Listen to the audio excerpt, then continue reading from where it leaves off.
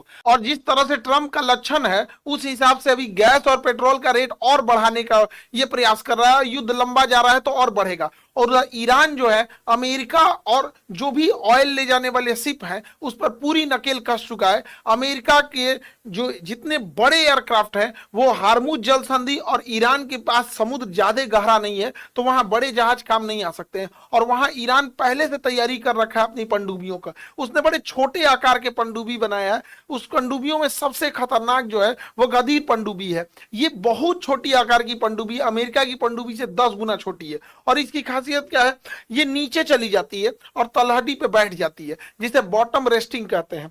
दुनिया की कोई पनडुब्बी जो है वो युद्ध वाली पनडुब्बी है वो जमीन पे जाके नहीं बैठती है, ये जमीन पे बैठ जाएगी। अब जब जमीन पे बैठ जाएगी तो रडार जो होता है, सोनार अंदर जो देखता है वो इसे देख नहीं पाएगा, उसे लगेगा कि जमीन की बनावट ऐसी है। और ये क्या करेगा, अपना प्रोपल्सन सिस्टम को ऑफ कर देगा, अपने इंजन को ऑफ कर देगा और इसके सामने जो सोनार लगा हुआ है उस सिस्टम को भी ऑफ कर देगा। और जैसे ही कोई दूसरा दुश्मन का जहाज या दुश्मन की एयर किसी भी तरह के जहाज आता है या जिन जहाजों को ईरान चाहता है कि हॉर्मुज न छोड़े उस पर हमला करना, वो या तो यहां से टॉर्पीडो मार देता है या फिर वहां पे जाके माइंस लगा देता है। और ये इतनी छोटी पनडुब्बियां होती है ये पकड़ में नहीं आ पा रही हैं। और ये टॉर्पीडो और माइंस दोनों लगाने में माहिर होती हैं। माइंस जो होगा जहां कहीं भी कंपन होगा जहाज आएगी उससे जाके ब्लास्ट कर जाता है। जब माइंस ब्लास्ट करता है तो कुछ सेकंड के लिए वहां का पानी हट जाता है।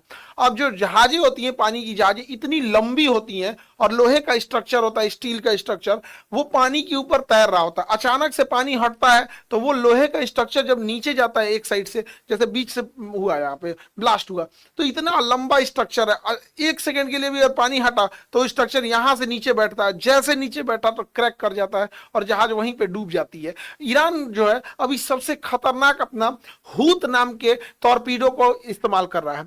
हूत क्या है, उसकी एक पनडुब्बी के अंदर बनाया गया टॉर्पीडो है। टॉर्पीडो पानी के अंदर चलने वाली मिसाइल को हम टॉर्पीडो कहते हैं। पहले जो टॉर्पीडो थी वो 60 किलोमीटर प्रति घंटा की स्पीड से चलती थी, लगभग 60 की स्पीड से चलती थी। अभी उसने एक बनाया हूत टॉर्पीडो। इसमें क्या किया, उसने दिमाग लगाया। इस टॉर्पीडो मिसाइल की जो एग्जॉस्ट होती थी, जो धुआं होता था, उसको क्या किया, ये बाहर कैप लगा दिया। इस धुआं को कैप लगा दिया, अब ये निकलेगा ही नहीं और इसको अंदर इंटीरियर से आगे ले आ दिया, इंटीरियर से आगे ला दिया। अब इसके आगे ये क्या कर रहा है, ये आगे इसने एक जेट सिस्टम लगा रखा है, एग्जॉस्ट को भी यूज कर रहा है और आगे इसके पंप भी लगा हुआ है। और ये आपने आगे एक एयर बबल बना देता है। जब ये एयर बबल बन जाता है तो इसके पास जो हवा का ड्रैग था वो ड्रैग खत्म हो जाता है। जो पनडुब्बी, जो मिसाइल यानी टॉर्पीडो 60 की स्पीड से चल रही थी, अब वो चलने लगी है 360। इतनी तेज रफ्तार से पानी के अंदर आने वाले मिसाइलों को कोई नहीं रोक सकता है। इस वजह से ईरान ज्यादा डुबा पा रहा है। इसके साथ ही ईरान का जो मॉस्किटो फ्लीट है उसमें जुल्फिकार जो इसके कामाकाजी शिप्स हैं, इनमें सबसे खतरनाक चीज क्या है कि एक तो ये आकार में बड़े छोटे होते हैं और इनके अंदर माइंस लगे होते हैं और ये बारूद से भरा होता है, यानी ये खुद जहां टकराएगा वहां ब्लास्ट होगा। इसके अलावे क्या होता है, इसके ऊपर मशीन गन लगा के रखा है और मिसाइलें होता है, यानी ये जब तक पास आ रहा है तब तक तो मिसाइल चलाते रहता है।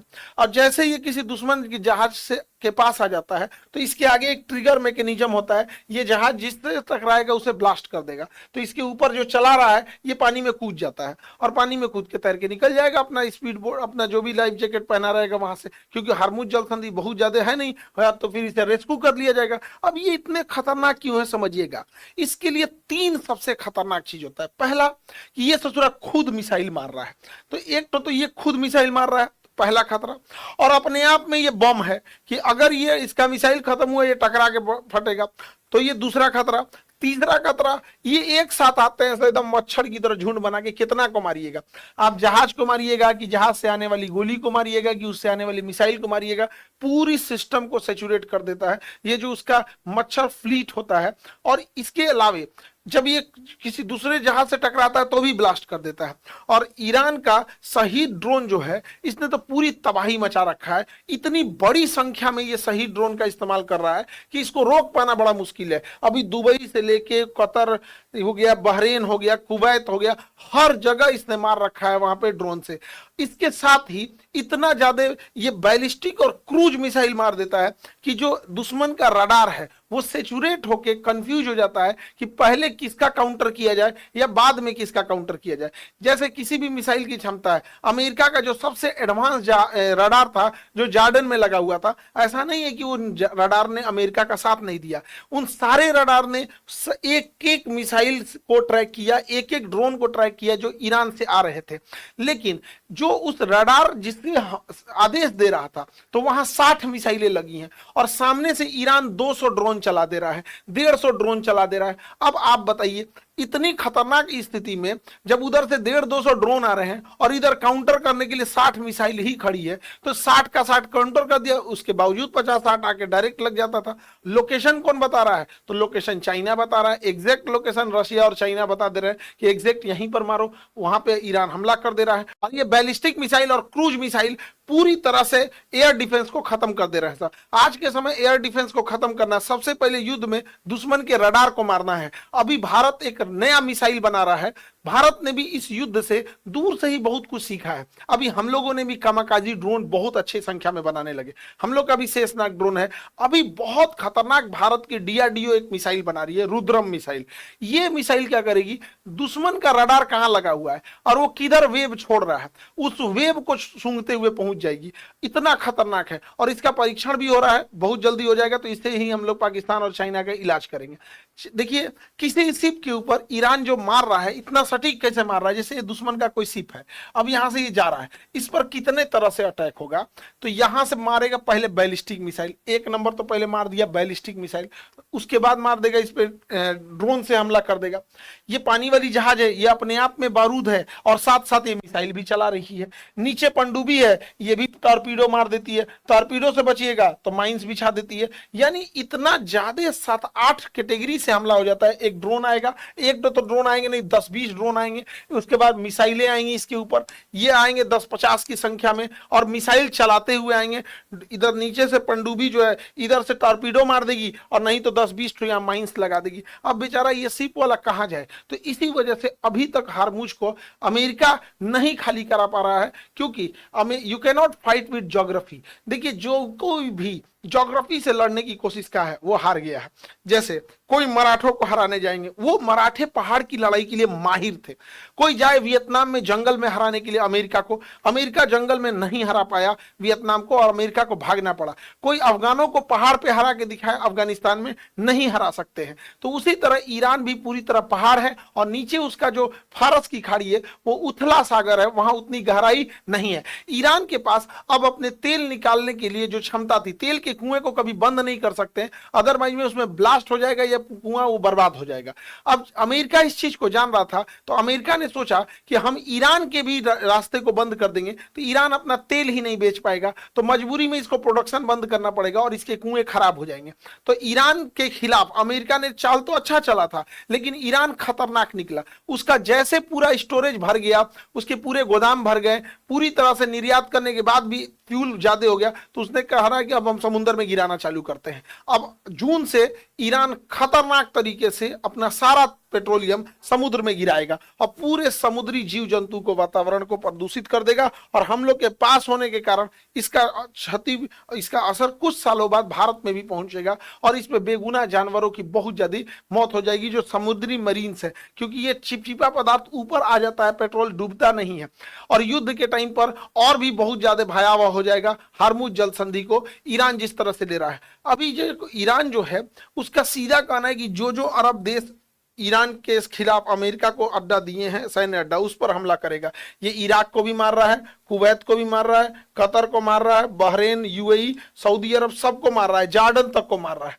अभी हालिया घटना में देखा गया कि यूएई जो कभी इजराइल का दुश्मन होता था, ये यूएई, इस यूएई की रक्षा के लिए इजराइल ने अपना आयरन डोम सिस्टम दिया है। आयरन डोम एक काफी महंगा सिस्टम है। ये ड्रोन के खिलाफ काम आने का कोई बहुत दिमाग वाला एरिया नहीं है, लेकिन हाँ बैलिस्टिक मिसाइल और क्रूज मिसाइल के लिए ठीक ठाक काम कर देता है। इसमें 3 सिस्टम लगे होते हैं। एक होता है रडार, ये पता करता है कि मिसाइल कहाँ गिरेगा, और control system control system, radar track करता है, कंट्रोल सिस्टम आइडिया लगा लेता है कि शहर पे गिरेगा या बाहर गिरेगा। अगर शहर पे गिरने वाला होगा तो मिसाइल लॉन्च होकर मार देगी, बाहर गिरने वाला होगा, खेत में गिरने वाला होगा तो मिसाइल नहीं मारेगी। तो इसमें एक रडार होता है, एक कंट्रोल सिस्टम होता है, एक बैटरी यानी मिसाइल होती है। तो ये आयरन डोम इजराइल ने यूएई को दिया है उसकी सुरक्षा के लिए। इधर कई अरब देश ईरान के कारण कई मजबूरी हो गई है कि उनके अमेरिका या इजराइल के फेवर में उन्हें जाना पड़ता है। इन पूरी लड़ाई में सबसे ज्यादा अगर कोई फायदा उठाया तो चाइना और पाकिस्तान ने फायदा उठाया। चाइना, पाकिस्तान और रशिया। रशिया का तेल बिकने लगा, जो यूक्रेन पर केंद्रित था लोग, पूरी दुनिया अब हर जगह मिडिल ईस्ट में चली आई, तो रशिया को भी फायदा है। लेकिन पाकिस्तान और चाइना को ज्यादा फायदा है। पहले पाकिस्तान को देखते हैं। इस भिखमंगा जो है, इसका ये जो लाहौर का ये जो गुंडा है आसिम मुनीर, इसकी दिन दहाड़े तारीफ करता है ये ट्रंप पर। हमको तो संदेह हो रहा है इन दोनों के संबंध के बीच में। सोच रहा हूँ खतरनाक आदमी है, एप्स्टीन फाइल में है, लेके तुमको भी चल जाएगा। बच बचा के रहो, आजकल ये तारीफ बहुत कर रहा है तुम्हारी। हमको तो अभी से डाउट होने लगा है। ये गया भी था इधर अमेरिका, तो बहुत कह रहा है ट्रंप कि मेरे को बहुत पसंद है। आदमी ठीक नहीं है मुनीर, देख ले, हम पहले बता रहे हैं उसको। अब ये क्या है, ये पाकिस्तान कर क्या रहा है देखिए। एक, अमेरिका से समझौता कराने के लिए अपने यहाँ मीटिंग बुला लिया, ईरान को भी बुला लिया, तुर्की से हथियार खरीद रहा है, और सबसे खतरनाक चाल क्या चल रहा है, ईरान जमीन के रास्ते अपना तेल दे रहा है पाकिस्तान को, और पाकिस्तान यहां से निर्यात कर दे रहा है। अभी हम लोग को लग रहा है कि अमेरिका को लग रहा है कि केवल ईरान तेल दे रहा है, ईरान अपना तेल यहां से पहुंचा दे रहा है और यहां से पाकिस्तान बांट दे रहा है। साथ ही चाइना को जो हथियार देना है वो हथियार पाकिस्तान आ जाए, क्योंकि हमारा इतना जमीन पीओके है, पाकिस्तान ने कब्जा कर लिया 1948 में ही, उसी समय कब्जा हो गया था। तो इसी को होते हुए एक सड़क